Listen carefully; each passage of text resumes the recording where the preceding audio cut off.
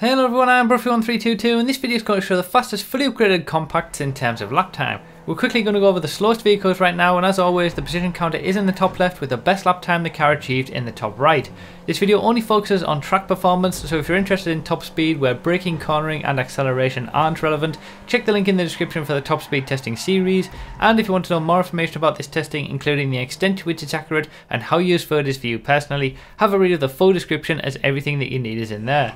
So one of the shortest videos that we'll ever do in this series, because there are only 7 vehicles in the compacts class. That actually makes it the second smallest class in the game, second only to the military vehicles class, and it certainly, you could say that it hasn't had a lot of love over the years, but it was a very small class to start with, and it's actually had more DLC vehicles than say the coupes class, which is a little bit bigger.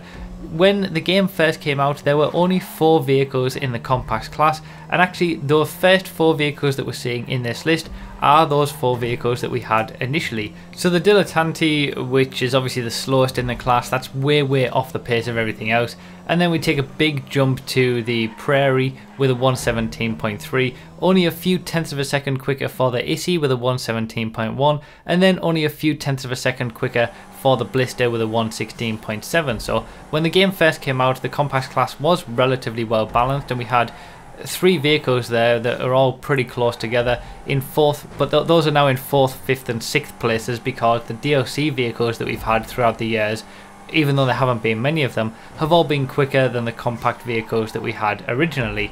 So we've done 4th, 5th and 6th and 7th places, and we're already straight into 3rd place very quickly in this video. Like I said, it's a small class, and that is the Panto with a 115.3. It's more than a second per lap quicker than the Blister, so all of the previous original compacts are pretty much useless, because when the Panto came out, and obviously it's the car that came with it was the Rhapsody, which we'll see in a second, they dominated the class, so they were the only ones that you could really use, because there is a good time difference between say the Panto in 3rd place and the Blister in 4th place.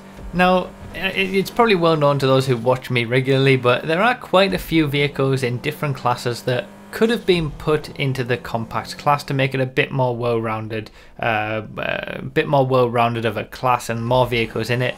The Blister Compact, for example, is a prime one of those, but you've also got things like the Penumbra. Quite a few of the sort of smaller sports vehicles could have quite easily fit into the compacts class, and certainly they would have been around the same sort of pace to be able to make a much more interesting class and a much more balanced class as well.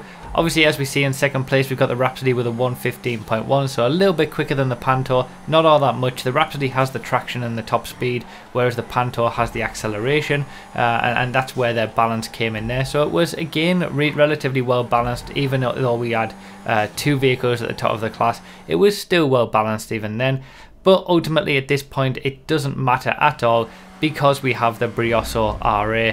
Now this is at the top of the class. It is 4 seconds per lap quicker than 2nd place with the Rhapsody. It is absolutely dominant, and just like the SUVs and sedans classes that we saw, the Brioso is, there's no point in having anything else in this class. The Brioso is the only one that you need. It is so much quicker than everything else. It's got crazy acceleration. It is got much higher traction than everything else. The only thing with it is that it is quite tricky to drive. Obviously, all the compact vehicles in the game are front wheel drive, apart from the Rhapsody, which is rear wheel drive, and then the Brioso, which is all wheel drive. So it does have some inherent level of stability, but the way that the car is, it does spin out quite easily. So you do need to keep that in mind, that it's fairly possible that it would be quicker to use something that's a little bit more stable, like a Rhapsody, if you're up against a lot of people in Briosos who are going to be making mistakes all the time, because it's not the easiest car to get the most out of. But once you actually do figure it out and you're able to drive it properly every single lap, it is miles and away quicker than everything else, just like the sedans and SUVs classes, where there's pretty much only 1 vehicle at the top of the class that you can use. It is exactly the same in compacts. The Brioso is the only vehicle that you could ever want, and even though I mentioned about all those vehicles that could have been in the sports class, they still wouldn't have, could have been in the compacts class, sorry, from say sport, they still wouldn't be able to hold a candle to the Brioso. It is so overpowered. It's probably one of the most overpowered vehicles in any class so far. Also, just to point out that I did forget about the Psychos class earlier when I was mentioning that this is the second smallest class in the game. So this is actually the third smallest class in the game. But yeah, still not an awful lot of vehicles, and ultimately in a class where you don't have a lot of vehicles, you would at least like to have a certain number of those small vehicles to be usable. But really, it isn't even a 7-car class. It's a 1-car class, that 1 car being the Brioso.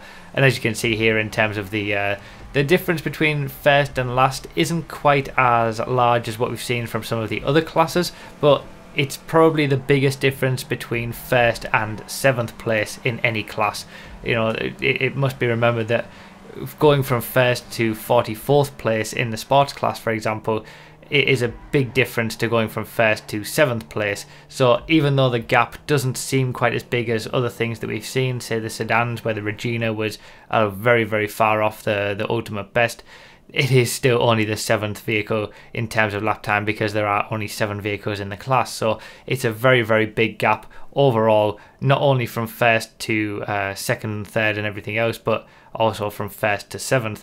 So yeah, it's a bit of a shame that we have that from the compacts class, because it used to be quite well balanced, certainly with the first original vehicles, and then even when we had the DLC vehicles with the Panto and the Rhapsody, it still retained that balance. But that is completely over now, and it is basically all to do about the Brioso. We will have the top speed testing video for the compacts tomorrow, which does shake up the order a little bit. But that's pretty much it for now. Remember to obviously read the description for more info, comment with your thoughts, like the video if you enjoyed or found it helpful, and subscribe for more. Thank you all so much for watching. I really, really do appreciate it, and I'll see you next time.